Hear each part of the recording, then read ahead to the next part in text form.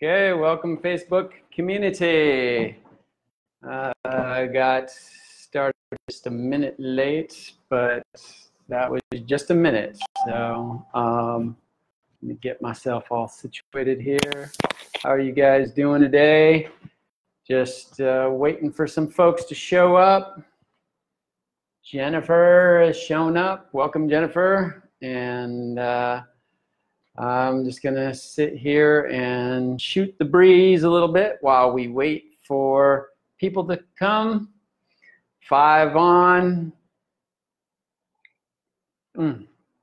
I'll say welcome. If you're showing up, show me, say hi, and I will say hi back to you. Tommy,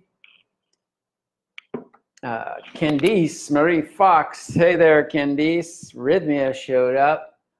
All right. Hey there, Rythmia. Who is that? Who is Rythmia? I'd like to know. Debbie, Dave. All right. We're getting a good bunch of folks that are continually tuning in to this Facebook Live. For those who are joining, my name is Christian Minson. This is our weekly Facebook Live Breathwork edition, Breathwork / inspiration. I like that word inspiration because it has a lot to do with the breath. Breath being the process of inspiration, also bringing much inspiration, which is what I'm trying to share here with you. Wow, I think we hit a record. We got to 79 in less than 2 minutes. That was the fastest I think we've passed the 60 or the 50 mark. Now we're already up to 85. See if we can make it to 193, and at 100, I'll start the official process. Meanwhile, Rita, hi. Debbie, hi. Keith, hi from Jersey, South Jersey. Dave, of course. Dave Power, good to see you here. Martin, good to see you. And here we are, 103. You guys have made a record. Candice, what is saying? It was me. Oh, sorry, I didn't receive the Rythmia page.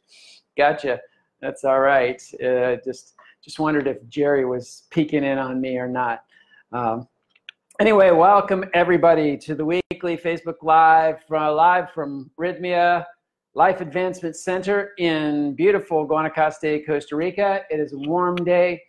I think we've officially started to ease into the rainy season. We had rain a couple nights ago, about 2 nights. Nice mellow rain that is starting to soak in and make this place wet and green again. So moving into the rainy season, I think September, October are our rainiest months. We are actually closed down for just an energetic overhaul in September. So keep that in mind if you're planning a vacation here. But my name is Christian Minson. I'm the resident director of the Breathwork program here at Rythmia. I'm a certified transformational breath facilitator for the last, what is it now, going on 12 years, a senior trainer with the Transformational Breath Foundation.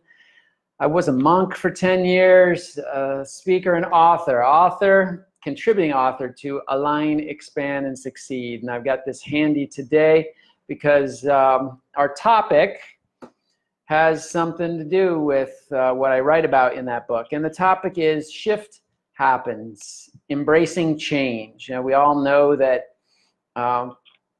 change happens in our lives, and this is really about how do we manage that change? How do we,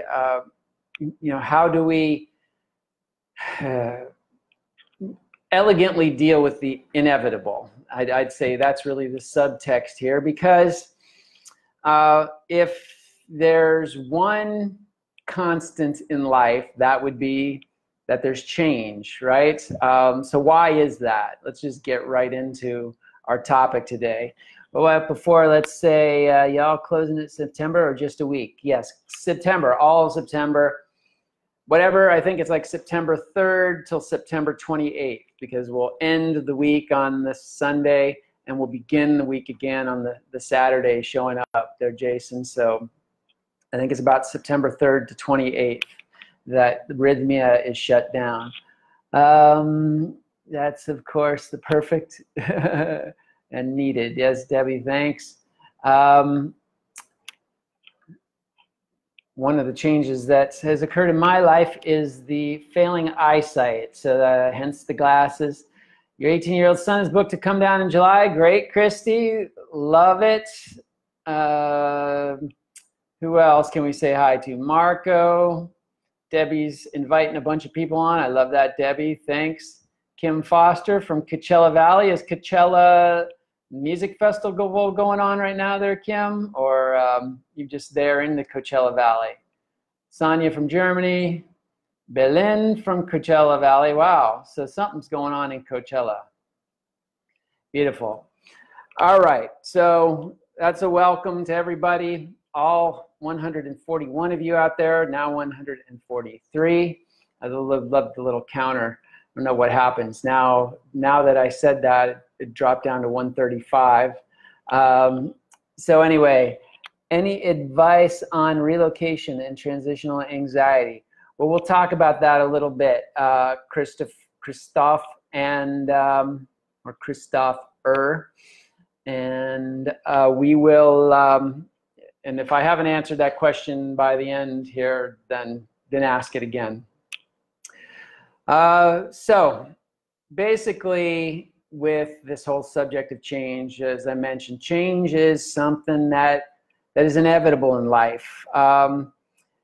You know, it really, transitions and change really serve to awaken our potential, to help us grow. And albeit it's not always easy, but if we continue on the theme that I bring up here a lot about the purpose of life, the purpose of life really is our own evolution, our upward evolution in consciousness, evolution on a physical level, evolution on an emotional level, evolution on a spiritual level, or our self-realization is probably the ultimate evolution that we're faced with. And what this means basically is this is the thrust of life. Life is constantly pushing us to be better, to be greater in some way. So what this means for us is that we can't stay the same. We're either going forward or we're resisting it and going back. In fact, that boils down pretty much the pain in life, and this might help you, Christoph, and all of you out there, that the real pain that comes from life is resisting this thrust of change, right? So we're not in alignment, so to speak. We're not in the flow with this natural change that life is pushing on us, and as such, as we resist it, that's where we feel the pain. So right there is a big clue on how to avoid that pain and suffering in life. I like that. I put pain and suffering in the same sentence, but get this, some master, at least a brilliant master in this phrase, said, pain in life is required. Suffering, however, is optional. So get that. Pain is a given in life, but suffering is optional. And I think this is what we're really talking about today. Suffering comes from that resistance to change, and getting in the flow, allowing yourself to move in flow with that change is a way to experience pain without experience the suffering. Now, where does this resistance come from? Basically, from my perspective, it comes from a lot of stored crap in our lives.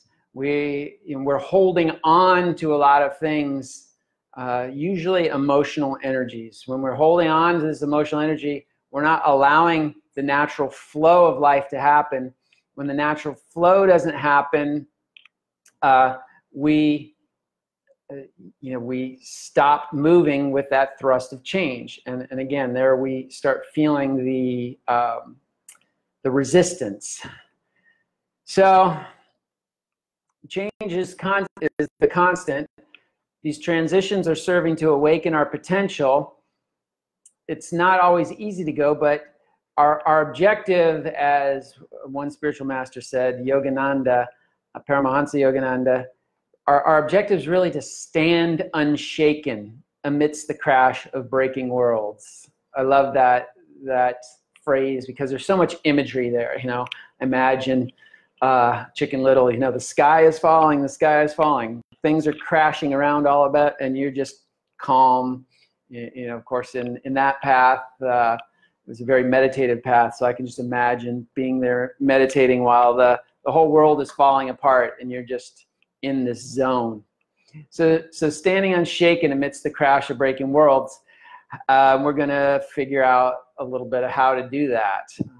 This is the thrust of this talk today. So I don't know if you've noticed, but there is a shift going on in the world. If you felt that, if you feel that, give me some thumbs up or give me some likes or hearts or anything like that. And while you're doing that, Debbie, you can be Chicken Little. You're running around saying, the sky is falling, the sky is falling. Hello from a bunch of people. And yeah, so, all right, there we go. We're getting some likes. It's all from Debbie, though.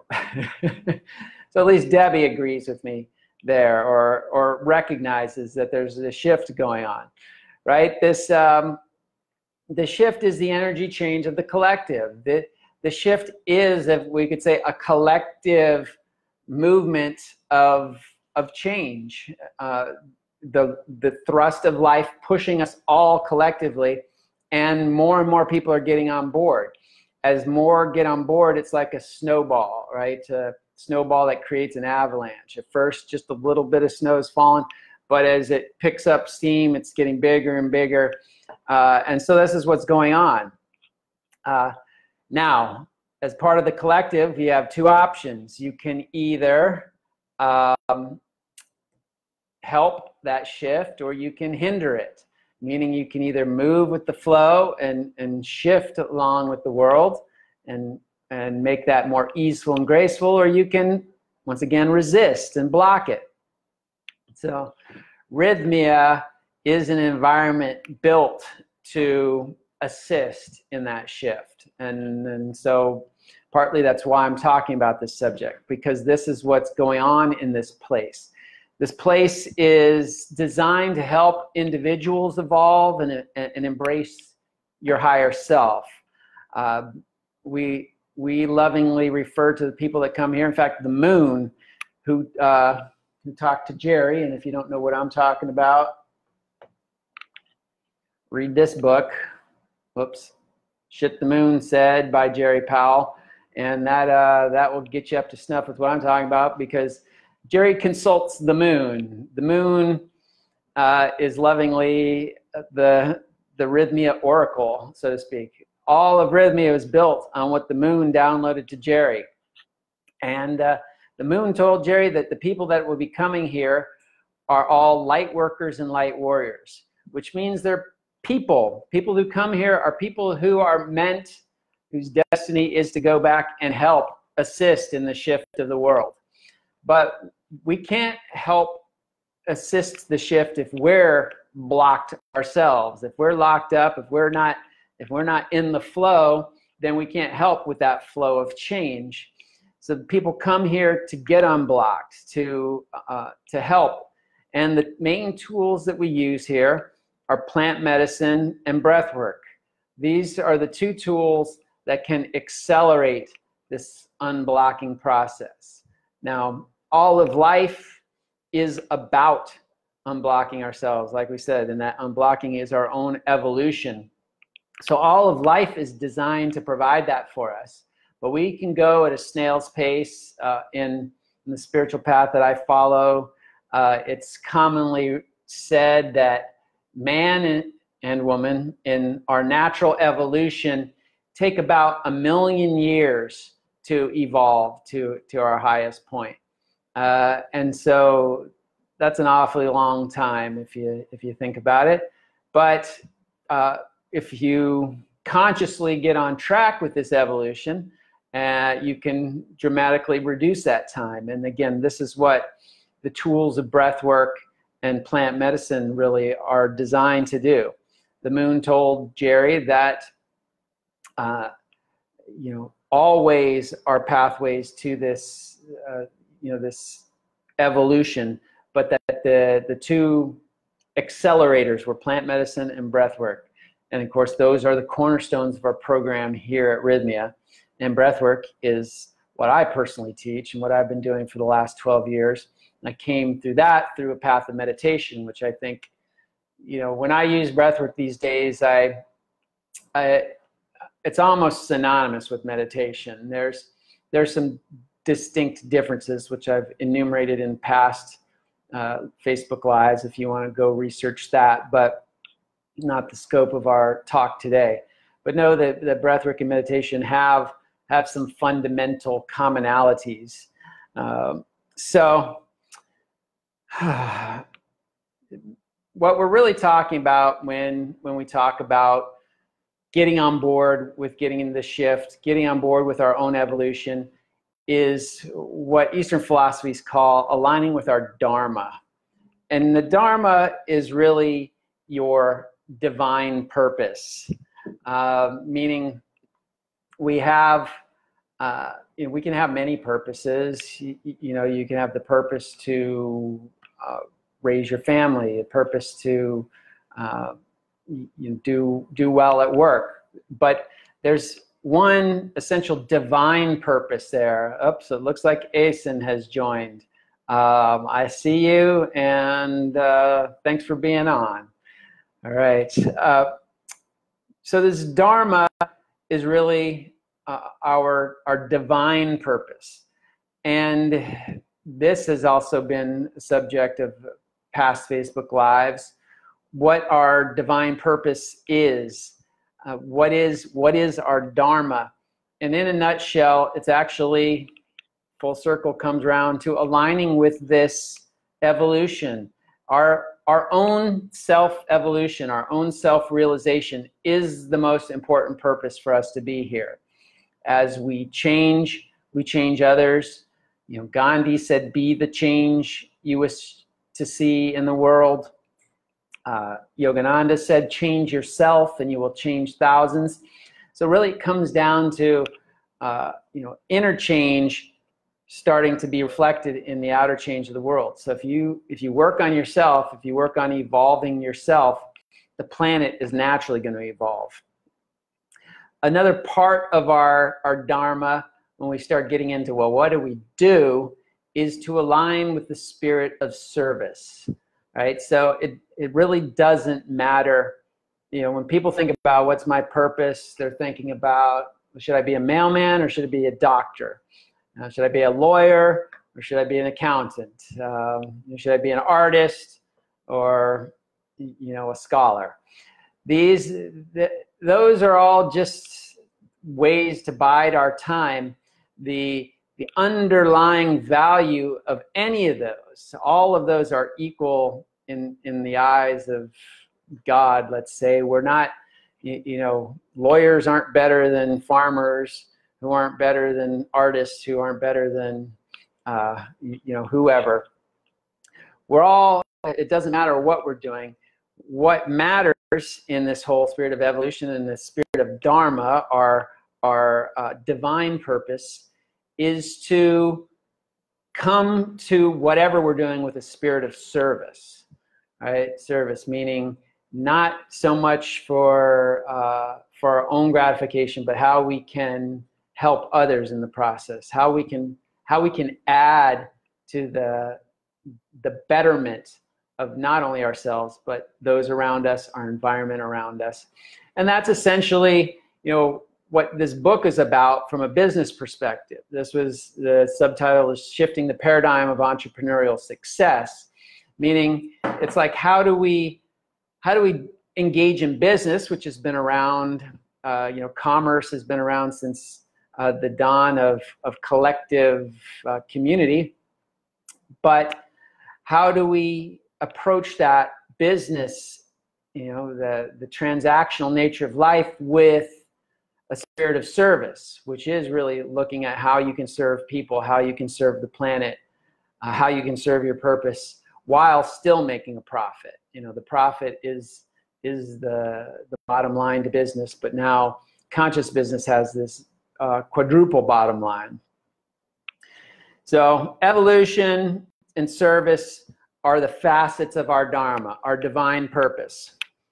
And all of our transitions are designed to help us move more in that direction. Let me give you a story from my own life. And again, the story is what I used in my chapter of that book, Align, Expand, and Succeed.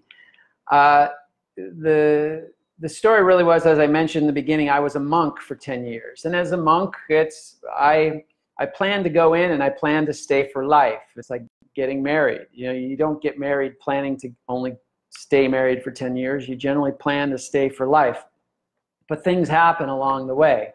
Now, things didn't happen that were negative to me, but what I was realizing along the way is I was getting this inner drive to move, to change. And this was uncomfortable, right? Because here I was in this environment where I thought I was going to stay forever, and I was being compelled to consider moving on.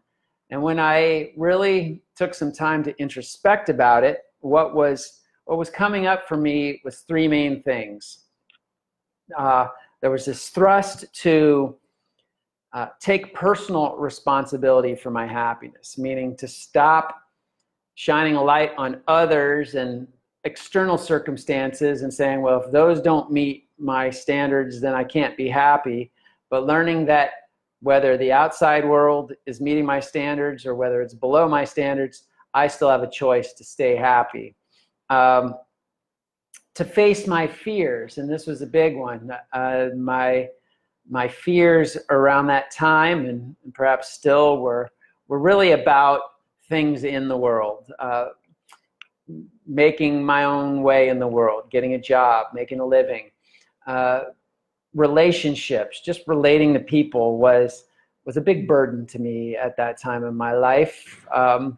And trusting my intuition. Now, interestingly, in the spiritual order, you might think that's what we're working on is our intuition, and that's true. It was what we were working on to a large degree. However, there was also this very hierarchical structure there. So what I found, at least for myself, was it was easy to just abdicate your own responsibility, your own intuitive understanding of something in order to just say, yes, sir, or in this case, yes, ma'am, because our president was a woman. And in that, you let your intuition, it's like having a muscle, but not really exercising that muscle. So you've got it on the back burner. My intuition is there on the back burner, and it's, keeping it alive with the flame of meditation, but I wasn't really exercising it, right? I wasn't really putting it into practice because I would just take orders and act on it. So what I was recognizing really was, despite the fact that this was a high vibrational environment, the ashram, my own dharma, my own evolution was actually pushing me out of that environment to start to look specifically at these three things: to take personal responsibility for my happiness, face my fears, and trust my intuition more. And the very first exercise in trusting my intuition was to trust that intuitive thrust that was telling me that to leave was more important to me, for me and for my evolution, than to stay. And that did take a big leap of faith, because there's a lot of things against that. It's the outside world. Where was I going to go? What was I going to do? It's a scary place out there. I didn't have a job. I didn't have a place to live. Inside the ashram, I'd been living there for 10 years. It was a comfortable environment. I knew the routine. I was good at it. The party line on the inside was that this was the last stop in your spiritual evolution. So going anywhere else was just to take a dive. So you see how there was this struggle there, that on one level, pretty much a mental intellectual level, things were telling me staying was the right option, whereas on a deeper intuitive level, I was getting this need to leave and to face these things in my life. And so I did it. I left, and it has been a step in my own evolution. I've evolved as a result of that, and I can say that I've never regretted my decision, because I took the time to really tune in to the intuitive insight there. So, Rythmia is also a place that change happens a lot. The guests themselves constantly, we're in this cycle of change. It happens like clockwork. People come, they're a little scared, a little nervous. The first night, maybe they have some eye-opening experience. They're a little open. Then they usually go crashing down by Tuesday, Wednesday. I won't say usually, but there's a trajectory. We have to often get into the depths of our shit and get that out before we can rise above it all. And this is kind of what happens week after week. And so there's this constant change going on, this constant purging of this energy of life that's not needed anymore. Old experiences, old emotions, stored crap, as I mentioned in the beginning.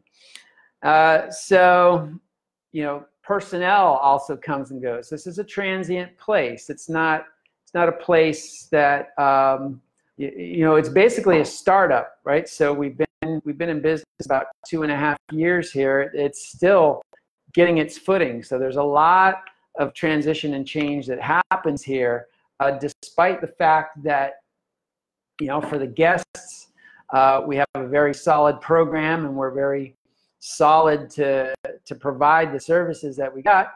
Things are still in development, right? And that requires a lot of flexibility, a lot of ability to ride those waves of change. And people come and go, circumstances come and go. I know, as a startup, we come in, and I was hired as the breathwork person, right? The director of the breathwork program. But in a startup environment, you do what you need to do.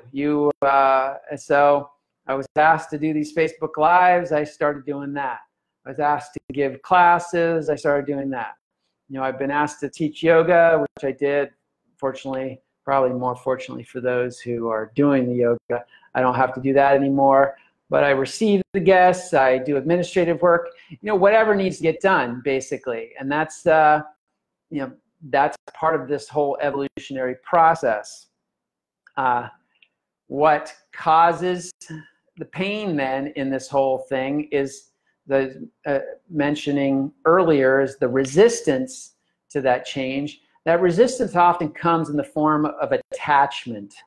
All right, and this is why attachment is touted as something that's detrimental. On one level, is that attachment is kind of like holding things in place. You don't want things to change. You want to keep it the way it is. So if you're attached to people, if you're attached to environments, if you're attached to the job that you're doing, that change is going to, the pain of the change is going to turn into suffering for you.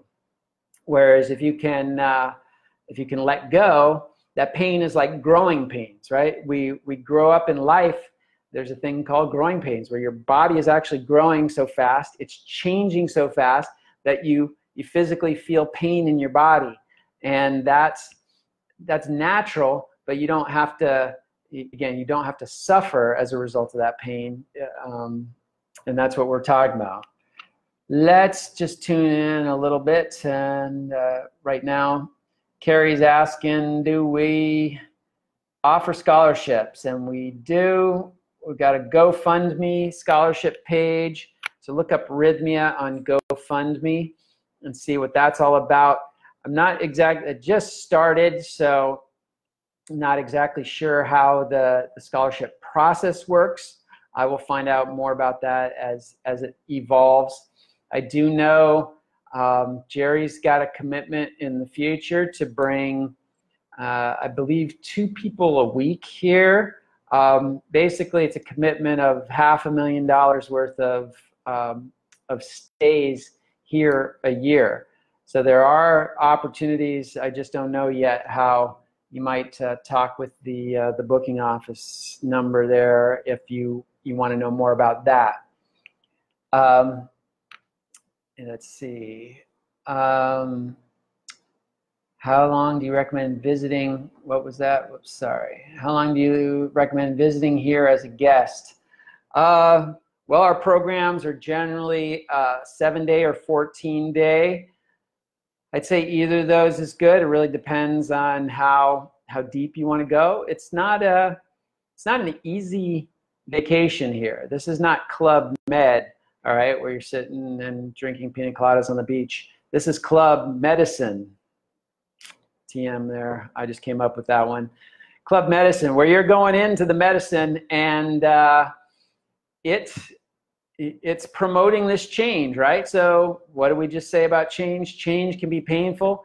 It doesn't have to be suffering, but it's generally going to challenge you. It's going to challenge you to break through to the next level.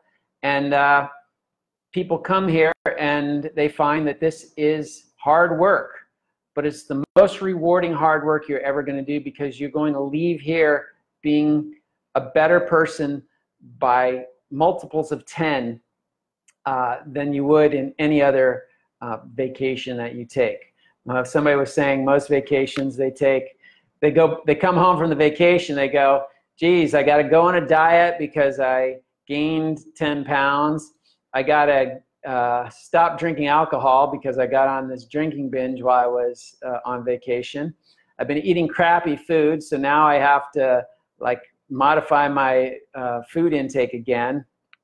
Whereas when you come to Rythmia, you go home and you've likely lost 10 pounds. You've been eating good food all week and you just want to keep that up. You haven't been drinking alcohol and you don't have any desire for it after. So it's really, it's a win-win all the way around. All great information. I need to do this. Thanks, Christoph. Is it a shift or a battle? What do you mean by that, Dave? Give me a little bit more context there. The shift is going on in the world that we're talking about. The battle, I have reservations about the whole talking about things as a battle, because when we fight, there's a winner and a loser, and there's struggle, and to me, looking at the shift is just it's a process. It's a natural process of evolving. It's what we have to do, and so looking at that, we're not fighting anything. We're just learning to let go of the dead weight. We're learning to let go of what's been dragging on us so that we can finally take off and make this shift. So hopefully that explains that a little bit better, being a shift versus a battle. Kim, lost 50 pounds in 4 months since shifting. Beautiful, Kim. And where to go for scholarship? Again, Maria, for scholarship, I'd say call this number and find out more. I don't have the details on scholarship yet. I just know that a new scholarship program is in evolution. You can donate to the scholarship fund at the GoFundMe page. Why don't I put this in? GoFundMe, and then Rythmia, maybe even Rythmia, SCHOLAR, ship. Just put it in the chat bar there. If you check that out, it may give you some details on how to apply, but I think right now it's more details on how to donate to that. So people who want to support the scholarship program can do that. Like I said, if you, as I learn more, I will announce how that works here, but for now, the number at the top is probably the best way to find out about that. Yeah, Carrie just affirmed that. Thank you. Somebody else had a question. How long do you recommend visiting? We answered that. Hey, Naomi. Naomi's coming here. She's going to start volunteering here. Wonderful soul. Jeremy, I wish so badly I could afford to come to Rythmia. One day, though, you guys seem awesome. And Jerry's story in the documentary, The Reality Truth, is beautiful. Beautiful yourself, Jerry. Keep that intention and be laser focused on it. I recommend that you put a little bit of money away every week, every month, whatever you can, as even if it seems like ridiculous, like I'm only putting away $10, this thing costs a few thousand, how am I ever going to get there? Just know that as you make that intention, as you put that energy out there, heard so many stories of people who come here. There's one that just came and he rebooked, right? We have a rebooking incentive that if you book for your next trip before you leave, you can lock in the price. But you have to pay off that balance in 60 days. And it was getting towards his 60 days and he was thinking, you know, I'm not going to be able to do this. I don't have the money for this, but I really want to. And he made the intention. He planted that seed by putting his deposit down. And lo and behold, through the shift in his energy, through his original stay here at Rythmia, he landed 4 of the biggest contracts in his field that he's ever had. He was just telling me this on the phone the other day because I was talking to him about, are you going to be able to pay off your balance or not? And this happened, and he was so excited and so you know, just got it in that moment. And of course, I got a great story out of that because this is the kind of thing that happens when you put that intention down. It will come to manifest if you want it. If you don't want it, if you don't want it enough, you know, it's always going to be like that carrot in front of the donkey out there, but never quite attainable. So make your resolve, do your part to make it happen, and see what happens there. Carrie, recognize and accept responsibility. Face feels like going listen. Simples. Why is that so hard? It's so hard because of our attachment. We're attached. I'd say part of the difficulty is our ego. We've talked about ego versus soul in the past too, which is another great topic to review on our Facebook Live or YouTube page. But our ego is designed to cling to what's known. The ego fears what's unknown, and it feels safe when something is known, which in a backwards way, even if the pain and struggle of our lives is all that's known, and there's this promise of so much better, but it's unknown out there, the ego would rather stay with the pain and suffering of what's known. So that's one of the reasons it's very difficult at times. It can be difficult if we're locked in that ego, and if we have this sense of attachment, meaning that we want to keep things the way they are rather than allow the evolution, allow it to happen, even if it looks like we're giving up something that doesn't serve us. Coming here to Rythmia was a big challenge for me as well. I had a booming business. In fact, it was really beginning to take off in a great way in San Diego. My breathwork practice I've had for 12 years.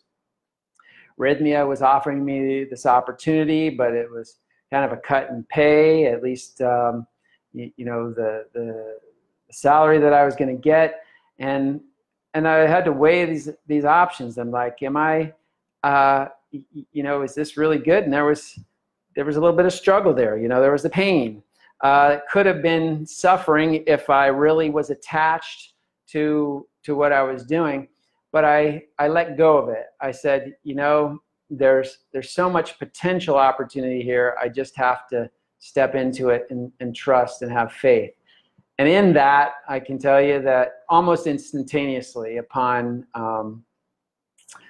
being here, so many wonderful things have happened to me. New opportunities, meeting wonderful people, thought leaders.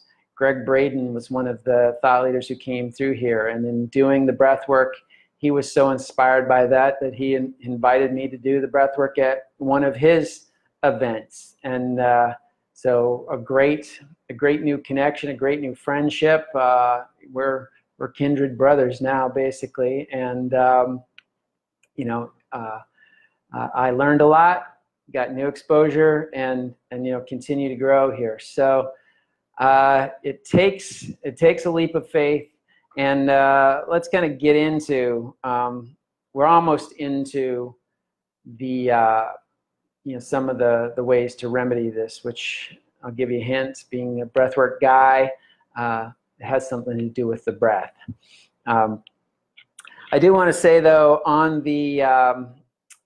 that realm of attachment, one of the things that we're attached most to is relationships. And something that helped me once was I came across this thing called reason, season, or lifetime. Has anybody ever heard this? If you have, again, give me some thumbs up or hearts, whatever. But basically it talked about people come into our lives for either a reason, a season, or a lifetime. And a reason, people come into our lives, it's like, you know, a typical reason story would be you get a flat tire on the side of the road, it's pouring down rain, and you don't have a jack, and you're just sitting there getting soaked. Somebody pulls over, some random stranger jumps out, has a jack, changes your tire, shakes your hand and disappears, and you never see them again, right? That's a reason for somebody to come into your life. And all of these are valuable, basically. The next is a season. And this is, I'd say this is, in my estimation, where the majority of people actually fall. Because a season has a beginning and an end, and it's got a duration in time. So a boyfriend or girlfriend or a work situation or whatever is a season. You know, you're there for a while. It might be a few months. It might be a few years. Might be a few decades, right? But when that season comes and it goes, and when the purpose for that relationship is fulfilled, the season comes to an end and that relationship moves on. And then there's finally the lifetime relationships. And I'd say these are very few and far between, but there are a few. A lot of times those lifetime relationships are blood family. They'll tend to be lifetime relationships, not always, and then special people in our lives that we connect with that really are meant to be our traveling companions on this caravanserai of life. And so the point of this all is to recognize that these are all valuable, right? That whether somebody comes into your life for a reason, a season, or a lifetime, that these are all good.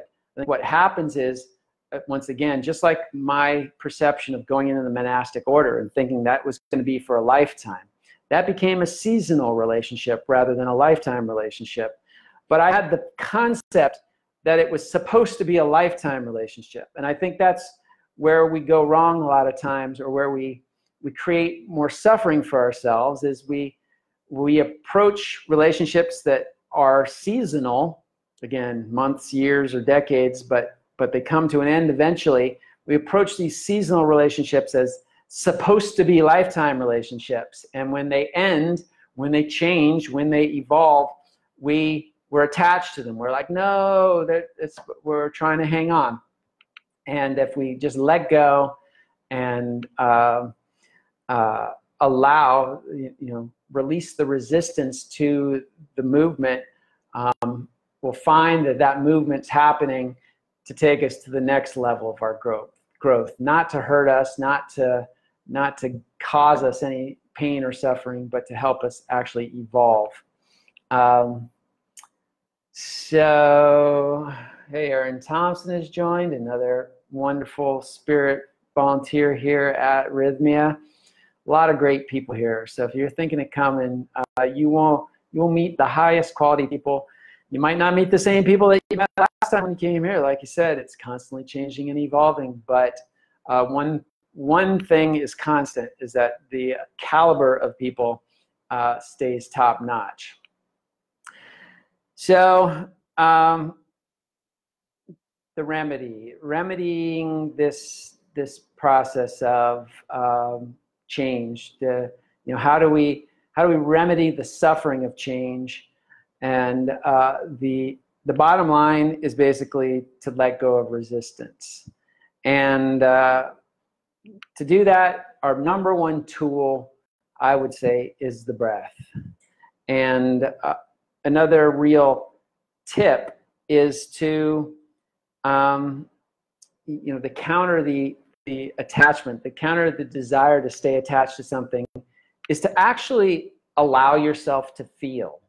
Now that may seem counterintuitive, but think about it. When you're attached, you're basically not you're holding energy hostage. You're not allowing the free movement of that energy. And emotions are that same kind of energy. As our emotions come up, we try to keep them locked down. We try to keep things the same as they were before. So you let yourself actually feel. This is the counterintuitive part, because it may be sadness. You may feel sad and cry. You may feel angry. And these are things that you think are not good. But what's not good about them is holding on to them and storing them until they build up and create havoc in your life. By allowing yourself to express what you're feeling, when you're feeling it, you're actually assisting in that change. Does that make sense to people out there? If it does, once again, give me some likes or hearts. And if it doesn't, ask for clarification in the chat bar. But so allowing yourself to feel, and our number one tool for doing that is the breath work. Helping, if we can stay in a rhythmic, cyclical breath pattern, that helps the movement that's circulating our life force energy, the natural way it's meant to circulate through our body and our energetic field. And that creates the natural environment for any stuck energies to kind of get into the flow and get released, get integrated, so to speak. Teresa's saying that makes sense. Excellent. And Debbie, makes sense. Andy's giving me hearts. So good. And that part has been really hard for me in the past. Daniel, what part? To feel your feelings? If that's what you're talking about, I'm right there with you. Especially guys, I'd say. We haven't been taught that. We've been taught to suppress those feelings. And here's why it feels so counterintuitive, because it goes against everything that we've been taught in life, and we're not, it's not natural to do that. And we even think that we're not supposed to do that. If we want to muscle through some situation, hold those feelings in, but therein is the resistance.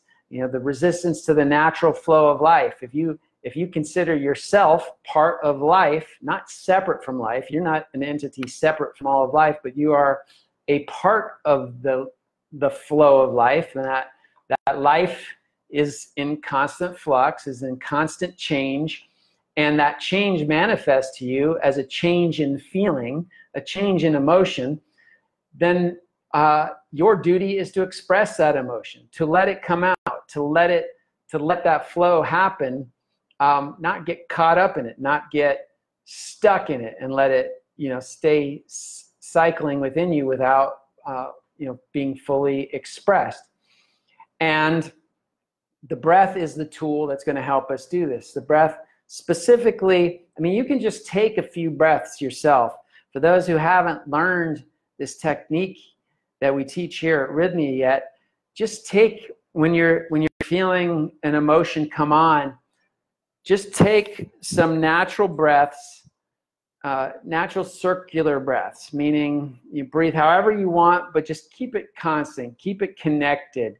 Don't pause the breath, just in and out. It can be fast, it can be slow, but it's that connection that brings the fluidity to your expression and allows those emotions to come up more fluidly and be expressed rather than caught and stuck in your system. Daniel, breathwork has really helped me let go of the energy that gets stuck. Excellent, Daniel. So, so I'm hoping that you say, when you say that part's been really hard for you in the past, that we emphasize in the past, because now it might not be easy, but we have the tools now. You know the tools, and you've been employing those tools. Thanks, Jeremy. I've come to realize that I can better control my emotions via breath. And that's it. And Jeremy, that word control is always a yellow flag for me, because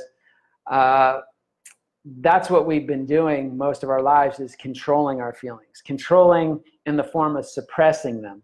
So we can, I like to say, managing your feelings a little bit more, meaning you don't let them get too far out of control, but at the same time you don't keep it in a box and under lock and key. I often refer to emotions when I'm talking about expressing emotions like surfing on an ocean wave. That wave being the emotion, and if you try to control that emotion, have you ever stood out in the ocean and tried to control a wave? Say, stop, I'm not going to let you move. That wave's just going to bowl you right over, right? And then you're going to go into the washing machine, as they say. But if you learn to harness the energy of that wave, which is what surfers do, they get in the pocket there and they ride that wave, and actually it can be a thrilling experience to then experience that wave of energy. And so the same thing with our emotions, as we learn not to control them so much as learn how to harness that energy, how to surf that energy. So we let it have its freedom to express. And again, this is what the breath can do. So I think that's what you're saying. I always just get a little nervous around that word control, because I've been a control freak all my life. And I dare say, looking around me, most of the Western world have developed into control freaks. And so I think we could do a lot to serve ourselves and the planet by learning to let go of control a little bit more. We have a great T-shirt here at Rythmia that says, "Relax, nothing's under control." And that's pretty much the truth in a T-shirt statement, isn't it? Nothing really is under our control. If the world's going to end tomorrow, we have no say in it. We can say whether we go get coffee or not, but we can't control the weather. We can't control if somebody's going to come out of the blue and hit us with a car. So just relax. Nothing's under control. Martin says, emotion puts us in movement. Good. And I love that too. Emotion, energy in motion, right? That's what emotions are. It's just energy in motion. And if we let them move, they're just part of the energetic evolution of life. When we stop their movement, we're resisting the energetic movement of life. We're resisting change, and that's where the suffering comes in. Okay?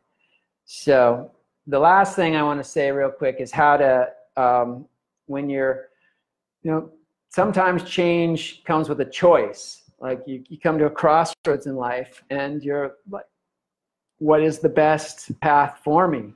I want to do the best thing, but what is it really? And this is where we can use the breath in a specific way. Once again, I outline it in this book, but real quickly, it's to take your choices, lay them all out. It's good to write them out if you can, so you're really clear on each of your choices. Do I go this way or do I go this way? Maybe it's 3 choices. Do I go this way, this way, this way?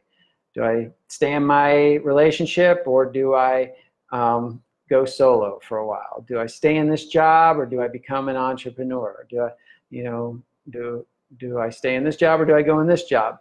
Whatever it is, lay out all your choices. Take one choice and start to think about it. Just to let that choice be in your brain, and then start a circular breath process, just breathing in a circular fashion. Drop your attention down to your heart center. As you're breathing, let your heart, you're breathing, you're thinking of that choice, then just feel what's happening in your heart. Does your heart start to feel expansive? Does it start to feel open? Does it start to feel excited? Or does it feel like it's closing down? Does it feel contracted? Does it feel nervous or fearful? Just note that, whatever sensation, just note it for that choice. Then move on to your next choice. Do the same thing. Put that choice in your head. Start the breathing process, circular connected breathing. Drop into your heart and feel what your heart's doing there.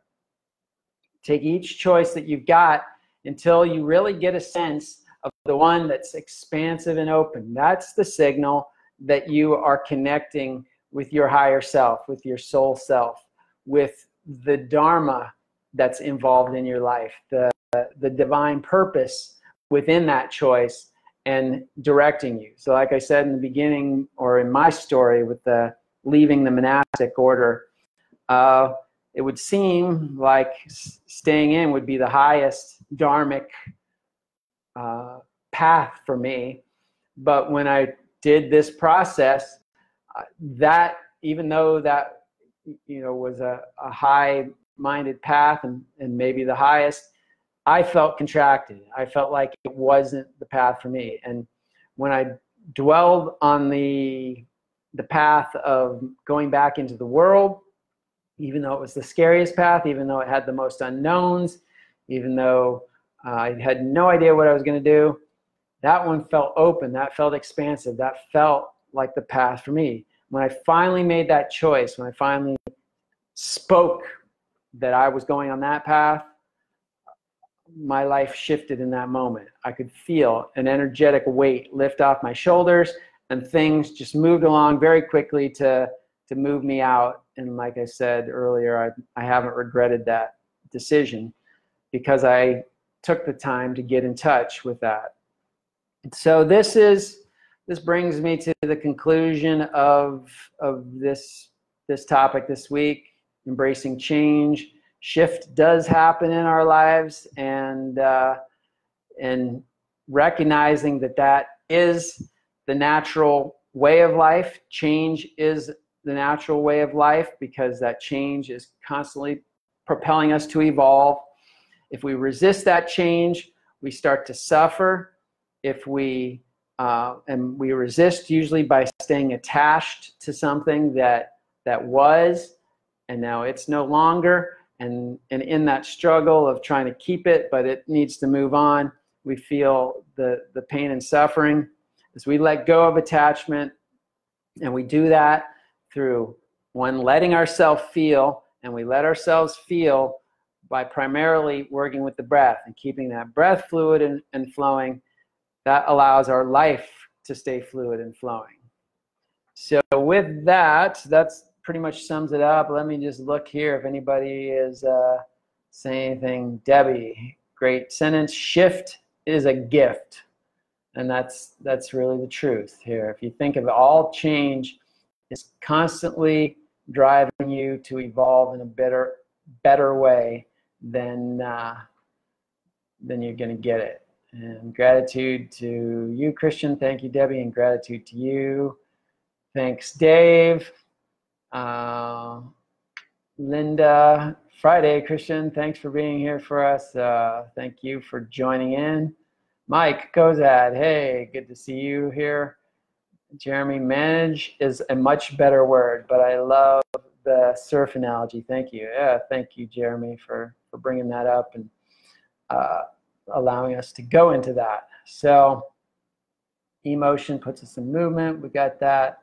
I held it in a box and it made me very sick. I almost died. Wow. That, Tina, is, is an extreme about holding on to that energy, holding on to our feelings. And that's essentially what disease is resistance to the natural flow of life. Just think, if we're in that natural flow, we are in alignment with the highest power of life, which is rejuvenating, revivifying. If we're against that, if we're fighting against that, if we hold that energy in a box, then we're out of alignment with life itself. And what is out of alignment with life? Death, ultimately. So we may kill ourselves slowly, or we may kill ourselves all at once, but essentially we're killing ourselves by not staying in full alignment with life. And I like to say, harmonize and cultivate our emotions so that we don't need to control them. Exactly, Sean. Good. Do you practice the same breath work as Wim Hof? No, it's a bit different. It's a little more fluid, it's a little more lengthy. I do a breath hold, usually at the transition point of my breath process. I think the Wim Hof, really that hold is one of the focuses of the breath work. So, but the bottom line is all breath practices are valuable, and you just need to, I'd say, try them all out and then find the ones that really work the best for you and go deeper into that. That's, my spiritual teacher said, try all spiritual paths. At first you try everything till you find something that works for you, then let go of everything and stay true to that path. But until then, try everything you can and get your own experience of it. And beautiful. Well, I think that wraps us up, and it's been a great hour here with our Rythmia Live. We'll see you next week in the Breathwork chapter. Oh, I wanted to say this next week is our first ever Breathwork week. So next week we've got a number of folks coming in to experience the Rythmia program, minus the plant medicine. We will be doing the plant medicine tincture for those who want to do that, but which is just a homeopathic dose of the plant medicine. But every ceremony during the week is a breathwork ceremony. So if you either can't do plant medicine, or you're afraid to do plant medicine, or you're physically not up to it, you're on meds, psychological meds, or other kind of meds that might be counteractive to the plant medicine, any reason why you can't or don't want to do plant medicine, you can still go through the same Rythmia program, still achieve the same miracles. We'll just do it with breath work. And if you ask anybody that comes through the Rythmia program, and any of you can type that in the chat bar, I hear it every week from dozens of people. Wow, my breathwork experience was as powerful as my plant medicine experience. And there's always a few people that say, wow, my breathwork experience was even more powerful than my plant medicine experience. So regardless of whether you do plant medicine or not, the breathwork can still be a powerful experience for you. So I invite you to, we're going to be doing this once a month now for the rest of the year, and then assess how it goes from there. But this week is the first breathwork week. We'll be doing it again in May. Well, this is May, right? Sorry, in June, July, August. Take a break in September, October, November, and December. So with that being said, once again, namaste to you all. We'll see you next week. Over and out.